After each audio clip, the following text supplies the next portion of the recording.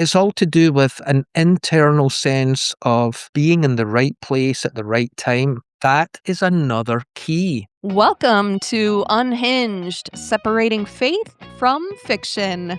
I'm your host, Michele Kus, and as always, I'm joined by my co-host, Dr. Martin Trench. And in last week's episode, in part one of this conversation, we talked about how discovering your life purpose is not so much about walking some fragile little tightrope and discovering that one perfect plan for your life, but it's really just about aligning yourself with your natural design. And if you missed that conversation last week, go ahead and check out that video if you're watching on YouTube, or if you're listening to the audio, I will link that down in the show notes for you. And this week in part two, we're going to dive deeper and we're going to look at what does it actually look like to discern God's will in real life, and what happens if what you thought was plan A falls apart, and how do things like timing and seasons and personal growth shape your calling. And Martin's going to share an interesting story from his own journey, a personal retreat that he took, reflecting and writing out his future job description, and it's something that some of you actually maybe want to try as well. So if you've ever wondered whether you've missed it, maybe you've missed God's call on your life or something like that, no worries. And this episode is for you. So if you're ready for that, let's get unhinged. It comes from the book of Ecclesiastes. Ecclesiastes 9:11. I have observed something else under the sun. The fastest runner doesn't always win the race, and the strongest warrior doesn't always win the battle. The wise sometimes go hungry, and the skillful are not necessarily wealthy. And those who are educated don't always lead successful lives. It is all decided by chance, by being in the right place at the right time. Even when you feel you know what your life purpose is, and you try to do it, sometimes it just does not work out because you're in the wrong place. Or maybe it's the wrong time. It's like Abraham goes in with Hagar and has Ishmael. That was not what God was talking about. That wasn't the child of promise. He acted too soon. Yeah. Moses, when he killed the Egyptian and had to flee, if you actually study the prophecies, he did that 10 years too soon. The prophecy was Israel would be in Egypt for 400 years. They had only been there 390 years and he killed the Egyptian. So we can do things in the wrong place. Like there are people, you could be perfectly designed by God to do something, but it's never going to happen with the people that you're with right now. But there's another group of people there who are waiting for you. Again, it's this square peg in the square slot thing. Not only do you have certain gifts that fit into a certain purpose, there's maybe a certain place for that to happen. There's maybe a certain time in your life that now is the time for that door to open. And so everybody's path is different. And so Paul doesn't say, here is the path for being in God's will. He said, here are some keys for learning to know what God's will for your life is. Paul doesn't tell us what God's will for our life is. He tells us how we can learn to know it for ourselves. Yeah. Can I just say something about the being in the right place? Because I was fully convinced at my previous church I would be there forever. I'm never leaving this church. This church feels like home.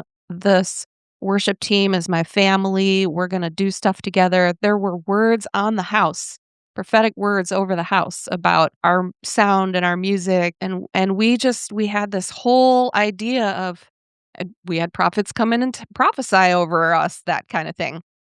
So I thought, this is it. Like, this is God's plan for my life. Like, we're going to make albums and play arenas and be home for Taco Tuesday and all that stuff. And then it just didn't pan out and the church closed. And, I had to go through a season of like, is that it? Like, is it over? Is the dream dead?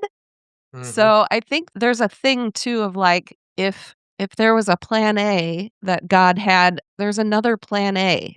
Like somehow he can orchestrate the next plan A in your life. Like it's not even a plan B. It's just he redirects you. Yes, and again, we've got this idea of God's will for us being that everything that we should do in our life, God has already decided it, and we need to find out what that is and do it. Mm-hmm. But that's not what Paul's saying here. It's not what it's even in Jeremiah. God acknowledges the gifting that he gave to Jeremiah before he was in his mother's womb. Yeah. But he didn't say, and you're going to live at this address, and you're going to drive this brand of chariot, and you're going. Do you know what I mean? Yeah. Yeah. It's like you are still free to live your life, to make decisions. Yeah. Oh, this door has now closed. I thought I would be going down this path for a long time, but this door has now closed. I understand that God does know the end from the beginning, Mm-hmm. but he has chosen to enter into a relationship with us, which means we are in this dynamic relationship with God where doing something might be the right thing for us to pursue, and we feel that God is encouraging us to pursue it, even though he knows it's going nowhere. Mm-hmm. Okay, let me give you an example. Many years ago, I lived in Scotland, and I knew for sure that my time at the church I was pastoring was up, and that Mm-hmm. God had something else for me, but I didn't really know what it was. So I actually went through this process of discovering God's will for my life that we're talking about from Romans 12. And then after that, I had like the perfect job. I wrote down my perfect job description. Mm-hmm. This is what I should be doing, and this is what I shouldn't be doing, right? Pastoral And counseling out. counseling, no, don't come to me. Yep. So but I still didn't know where I was going to be doing it and who I Mm-hmm. was going to be doing it with. And I spoke to a friend who said, why don't you just go online and find out what jobs are available? Which was totally against everything I had been taught. The Holy Spirit would lead me and all of this kind of stuff. Yeah. God would speak to someone and speak to me and bring us together, which does Mm-hmm. sometimes happen. But Yeah. and so I thought, okay, I'll do it. So I went online, pastor jobs. It was the first time I ever did it. Mm-hmm. Boy, there's a million of them out there. 500,000 of them are in Texas, but there's a million. It's a big state. Oh my goodness, the expectations and the job descriptions that some of them have is Oh. unrealistic. Mm. We're looking for a pastor who will be the CEO of the church. He will be an expository Bible teacher. His office will always be open when people need to come and see him. He will be involved in personal evangelism out in the community, witnessing to all the businesses. His wife shall lead the children's ministry. And it's like, even Jesus doesn't fit your job description. Do you know Yeah. what I mean? Yes. But I was Wow. looking for ones that matched this job description I now had. Yeah. I found 3 of them. Uh-huh. One of them was in the north of England, in Yorkshire, in the city of York, which is my favourite city in the UK. Really? When I saw this, I thought, "Oh my Oh, goodness, we this can must move be to it. this must be it." Another one was in Southern California. Also a Um, great place. I mean, yeah. Oh, I mean, like, it was a surfing place and all of that, and I thought, "Oh, well, good weather, surfing, that would be good." yeah. And then the third one was in some godforsaken place Edmonton. called Edmonton, Alberta, Canada, where the Well, temperature that couldn't be the right place. -35. No, that's not. That's definitely not God's will. But anyway, I sent my resume to all 3, Yeah. and I prayed that God would close the 2 wrong doors and leave the one right door open, Mm-hmm. which is a perfectly valid biblical prayer, right? Mm-hmm. From Revelation. All 3 of them wanted me to come. Oh. And I'm like, "Oh, come on, Lord. Like, can you not just tell me? Just tell you know. Just tell me." And he said to me, "I could just tell you, but then once you're doing that, when the going gets tough, you're going to wonder what it would have been like to have chosen one of the other 2. Did Mm. I make the wrong decision? Did I mishear God? Mm. I need you to investigate all 3 of them so you know for sure that you wouldn't do 2 of them." So I'm like, okay. So I continued in the process with all three of them. So the church in York invited me down for a weekend to go and meet the elders and all that stuff. It was maybe a 3.5 hour drive from where I lived in Scotland. It wasn't that far away. Mm-hmm. So I drove down. I knew within 5 minutes I should not be at this church. Wow. The moment I met the people, I thought, yeah, either you're going to kill me or I'm going to kill you. That's what's going to happen here. This is not going to, and I had to stick it out overnight and all of that. Oh, So I drive back up to interesting. Scotland. The next evening, they call me Mhm. really excited. We want to offer you the job. And I said no. And like, you could hear it. It was like I burst their balloon totally. Mhm. And they're like, "What, have you accepted one of the other jobs?" I said, "No, I'm not that far along. I don't have any job. I don't have any offers yet apart from yours." And I'm saying no to it. Wow. I actually and it was not only right for me, it was right for them because I followed it and there was somebody else that was like their second choice, but he should have been their first. He was the perfect pastor. Mm. I followed him online. He turned that church around and everything was good for them. Mm. But I had to go and investigate it and decide, oh, no, no, no, this is wrong. Mhm. So, California. Yeah, I mean, surfing USA. I was waking up in the morning and playing the Mamas and the Papas just to get me in the mood. Yeah. California dreaming. Yeah, Beach And Boys. yeah. And so then I got an email from, I can't say his name, but a pretty well-known author and speaker in the charismatic movement who said to me, "Martin, I know we've never met, but I know who you are. And I am emailing you to urge you to withdraw your resume from that church in California. The church is toxic," he said. "They have fired more pastors than any church I have ever met. Mm. The elders are filled with secret sins. I have been brought in to sort the mess out. And I Mm. don't want you coming here into the midst of that." Mm. So Wow. by continuing to investigate that church and by continuing to let the application go through, Yeah. it alerted somebody. And I will wow, and they reached out to you. Yeah, and then they said, "Never mention my name." Yeah, I mean, they didn't have to do that, but I know that. wow. I know. Wow. So I pulled out of that. And then the elders in the Gateway contacted me, and they knew about that I was looking at 2 other options, and I told them that I'd pulled out of them, and I remember them saying, "Well, like, we've not offered you the position yet. Like, you've pulled out of those 2 other ones." And I said, "Yep, I know for sure I don't want to do those 2. Even if you don't offer me the position, I don't want to do those 2 things." Mhm. I've investigated them, Mhm. and they did offer me the position, and I came over to a church that had 74 people in it at the first service I was at, and 10 years later, it had over 1,000 people in it. Wow. And I thrived in that church. I loved that church. I was in the right place at the right time, and Mhm. they were a square hole and I was a square peg, and we fitted perfectly. Mm. Now, God could just have told me that up front, but he wanted me to investigate all of Mm. that so that I could get those things out my mind, you Yeah, you know? wouldn't have the questions. So God's will is not you sitting there saying, "I will do anything. Go to Timbuktu. Yeah. Yes, master, I Yeah. shall go to Timbuktu." That's not what it is. Yeah. It's a dynamic, evolving, unfolding relationship that we have with God, Mhm. where we are regularly checking our own unresolved issues Mhm. and bringing them to the light and saying, "Look, I'm a living sacrifice. I don't want the flaws and the fault lines in my life to cause whatever you're going to give me to collapse."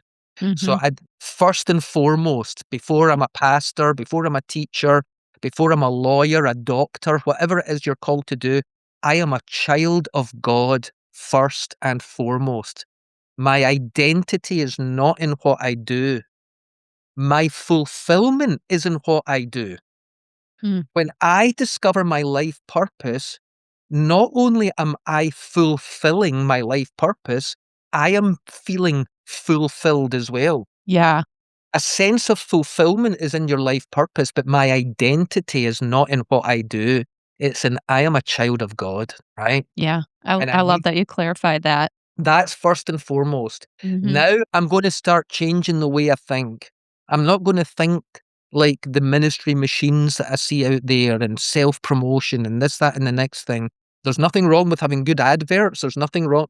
I've written books. I promote them and all of that kind of thing. But that's not what my life is built on.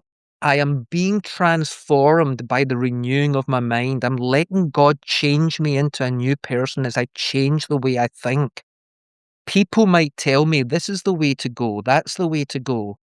And I am not going to allow other people's blueprints for my life to dictate the path I take. I'm not going to be so stubborn and never listen to advice either. There is safety in a multitude of counselors. But I'm not going to build my life on someone else's blueprint. Yeah. I am going to change the way I think, and I'm going to evaluate my gifts and my strengths and my talents and so on. And I'm going to look for the best way to put them to work, because you can multiply your talents when you put them to work. Yeah. If I'm called to be a teacher, I'm going to do my best to teach well. If I'm given the gift of giving, I'm not going to give reluctantly, I'm going to give generously. I have heard Christians that have said that if a Christian is a musician, they can only be a worship musician. They can't be a jazz musician. They can't be a rock musician. They can't be a DJ. They can't be a DJ, for goodness sake.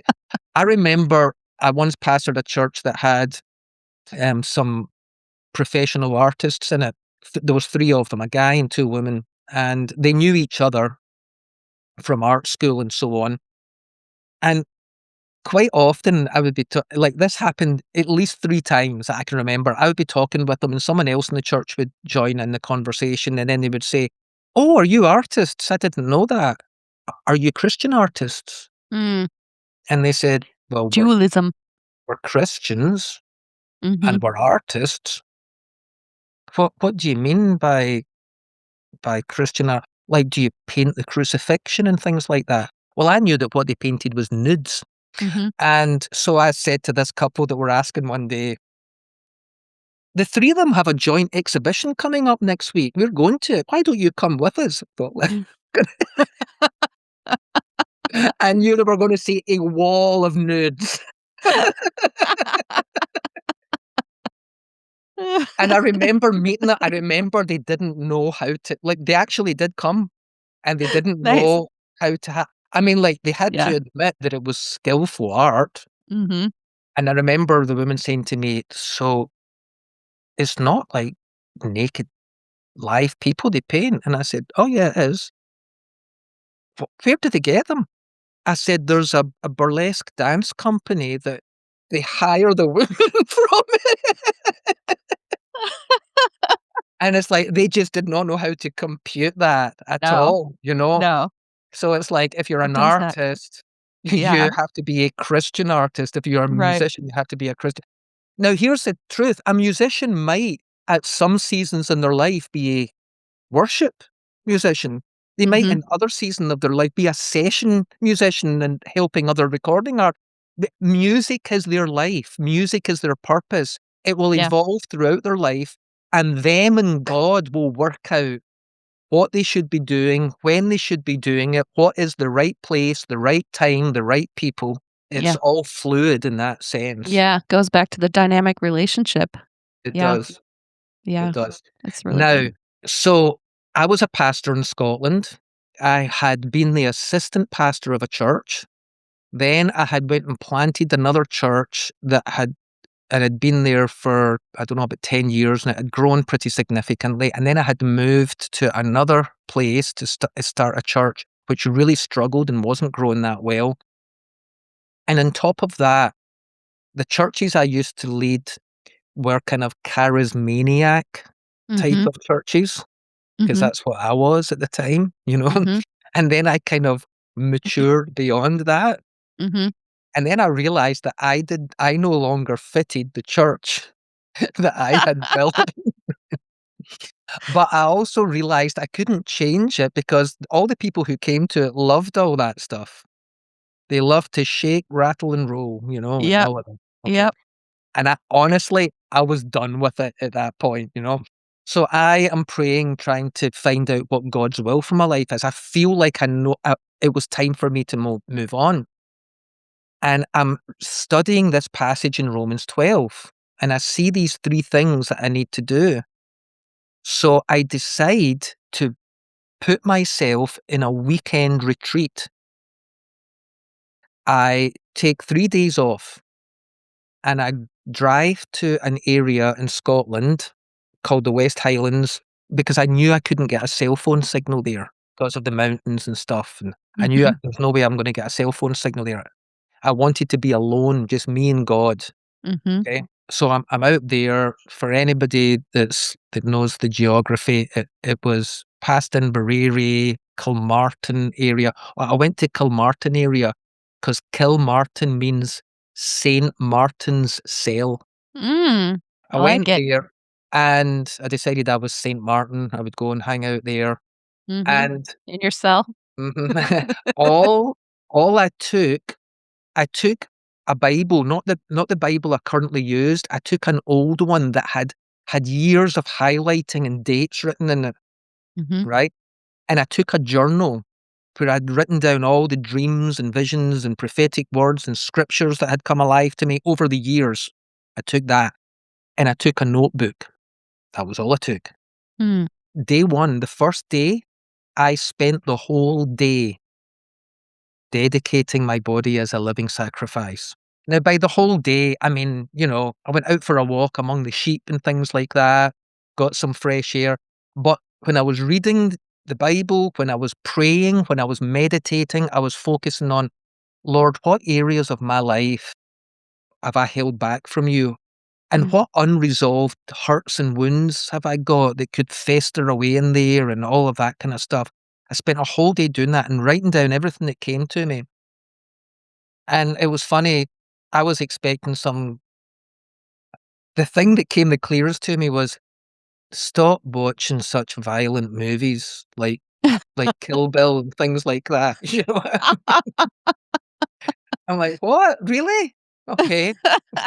I was expecting something else, but anyway, so I did a whole day of that, right? Yeah. Then day 2 was be transformed by the renewing of your mind.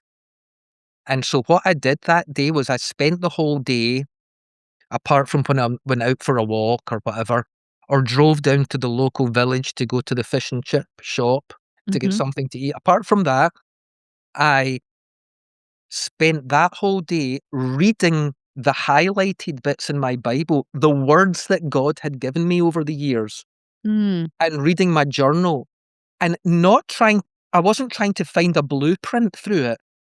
I Mm-hmm. was just going to fill my mind with everything God said to me over the years and just let it settle, you Mm-hmm. know?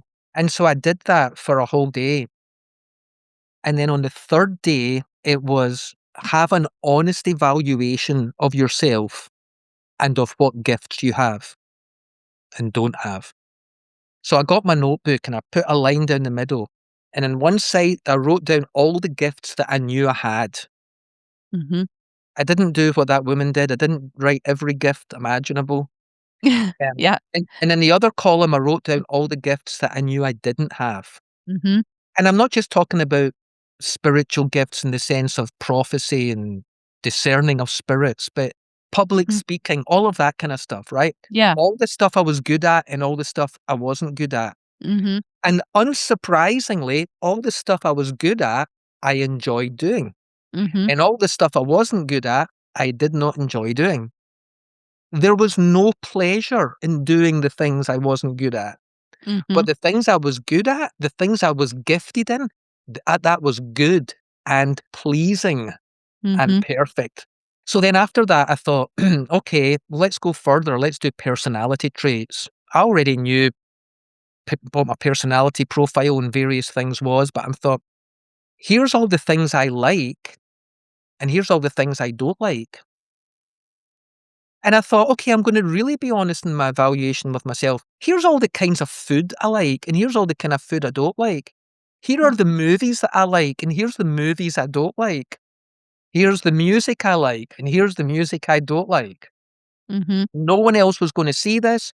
I didn't care if somebody judged me for liking something that they thought I shouldn't like.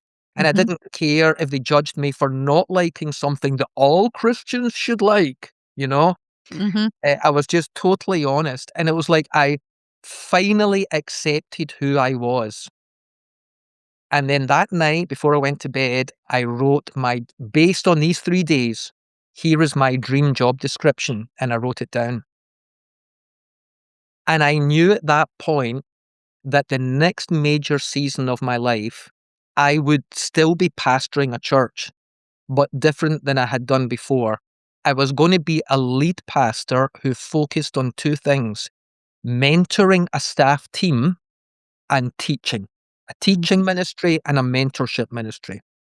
And that I would need a church like such and such. I would need these kind of staff members in place. I knew exactly what the square hole looked like that my peg would fit into, right? So I came back with my job description. Now, before I went on that 3-day thing, a very close friend said to me, I know you're going away on this, and I've been thinking about you a lot, and I've written some stuff down for you, and handed me an envelope, which was really thick.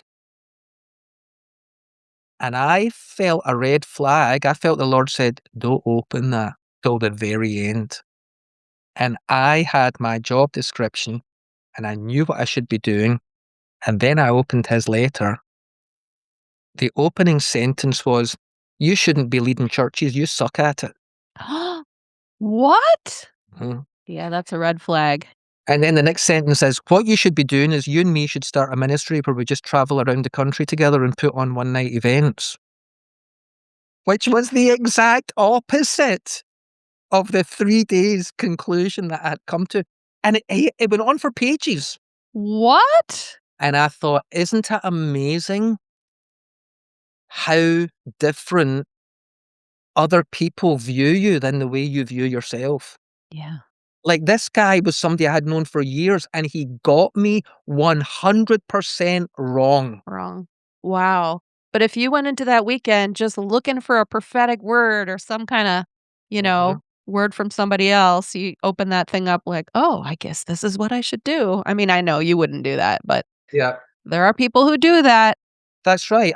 So, And yeah, there have been times I'd be tempted to do that. You're desperate to get a word or something. yeah, yeah. So that shows you that this process, it's you and God. Mm-hmm. It's you and God. Now, if you come out of this process with some wacko idea of yourself that everyone in the world says you're delusional, then maybe you should listen to that. You know what I mean? It's like, it is possible for you to deceive yourself. Absolutely. But if you can dedicate your life to God in a way that you're allowing the searchlight of His Spirit to expose to you the unhealed and dark shadow areas of your life, and you can deal with that first. If you can get all the thinking of the world, including the letters that other people give you can get rid of all of that and renew your mind. Let God change you into a new I said in a previous podcast that when I used to be a church growth consultant, one of the first things I would do when I would go to a church is to say, what words has God spoken over this church that have not yet been fulfilled? Yeah. Well, that's something to do with yourself too. Now, you might decide that some of those words did not come from God and you're going to get rid of them. But the things that you know that God has promised you that have not come to pass is a good key for you to begin to work out, would I thrive in that situation if it did come to pass? Am I gifted and skilled that would be the perfect life for me? So it's between you and God, and you work out what you're like. Now, I did it in one weekend, but other people will be different. It will be over a long period of time. Things will unfold.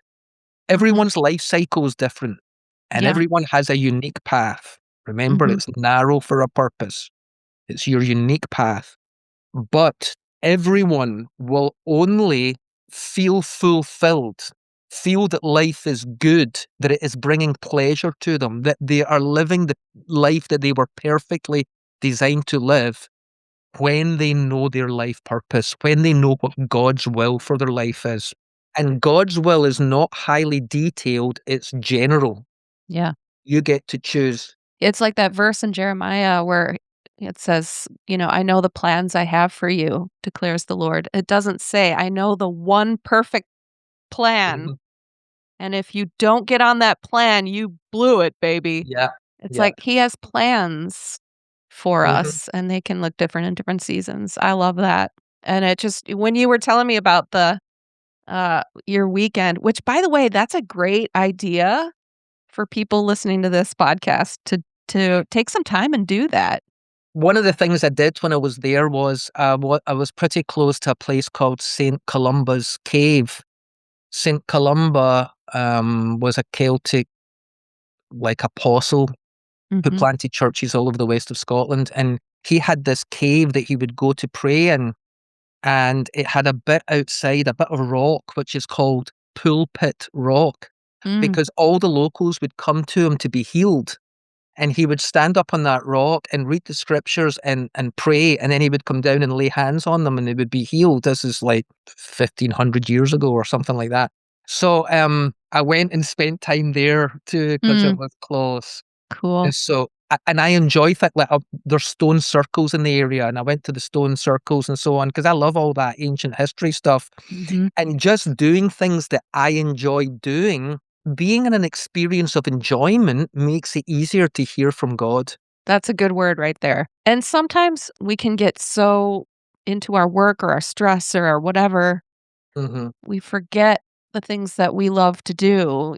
We forget, oh, this makes me come alive. This is fun for me. I went through a time where I would start thinking about what did I love to do when I was a child? mhm. What could I get lost in as a child? Sometimes you have to go all the way back to that. But when you were sharing your story about the retreat, it reminded me that we both separately, like completely independently of each other, wrote a curriculum, Called Finding Your Finding Your Fit. Fit.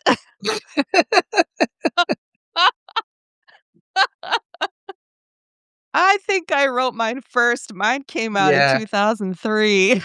yeah, I'm sure you did. Yep, I'm sure you did. But, yeah, finding your fit, which I would completely overhaul that now, but, that was my master's, Eh project back in the eh day. well, there is one last thing about discovering your life purpose that I need to mention as well, and that Yeah, is yeah, go for it.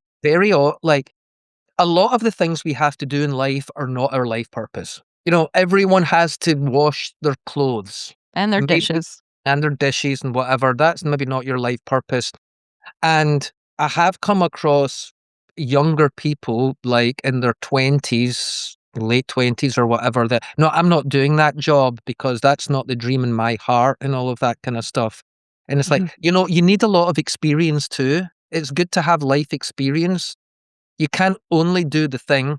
And the illustration that I often give, I'll do the best I can here. I'm drinking tea. Got a little teapot. This is Short York. and stout? Yep. This is York. I only drink Yorkshire tea, Uh-huh. which gets imported from the UK. Yeah. From So, York, your favorite place? yeah, yes. So, what I usually do if I'm doing this illustration is I'll have a teapot, but not a glass one like this. I'll have, like it's pottery I've got. I'll have a vase or Mhm, a vase for those of you mhm, who can't speak proper English. mhm, And I'll have a teapot, both made of the same white china or something like that. Okay. mhm, And I'll say, look, this vase was designed to hold flowers, to display flowers. That's what it's designed for. And this teapot was designed for making tea.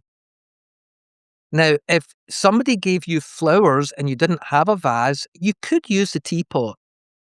You could fill the teapot with water and you could stick the flowers in it. You could even stick a flower in the little spout sticking out, and mhm, that would do. Or if you wanted to have tea, if you wanted to make a pot of tea, but you never had a teapot, I suppose you could put tea in the vase and pour boiling water in it, and you could make tea in the vase. Mm-hmm. Neither of those things are ideal, but they are possible. And so there are lots of times in life that we will do things that we were not ideally molded to do. So I'm taking this from the idea of God is the potter and we are the clay, Mm-hmm. right? So we don't get to decide what our gifts or our purpose is. We discover them. Mm-hmm. Shall the clay say to the potter, why did you make me a teapot? I wanted to be a vase. The clay will say, look, the potter has made me a teapot. My ideal life is to make tea. Sometimes I might display flowers. Sometimes I might do other things. All of us have to do other things in life. Yeah. But when we're doing the thing we were designed to do, when the flowers are in the vase and the tea is in the teapot, everything is good. That is what they were designed for. Mm-hmm. That's good and pleasing and perfect. Mm-hmm. And if the vase gets jealous and wants to be a teapot, how's that working out for you? Yep, not very well. Yeah, that's another issue that can come up with And that. another thing about the parable of the talents is, you know how the master gave 3 talents to one person, 2 talents to another, and 1 to another? Mm-hmm. It's an interesting word there. It says, he distributed the talents according to their ability. So, in other words, if becoming the next Lady Gaga is going to take you away from the Lord and completely shipwreck your life, you don't have the ability to handle that kind of stardom. God will not give you that. It's a He gives us protection. stuff according to our ability. And now you can take that as an insult and say, well, obviously I don't have a lot of ability because he hasn't given me much, Or you can take it as the protection of a father saying, God's never going to. That's why people who started off with gifts and end up faking their gifts, Mm-hmm.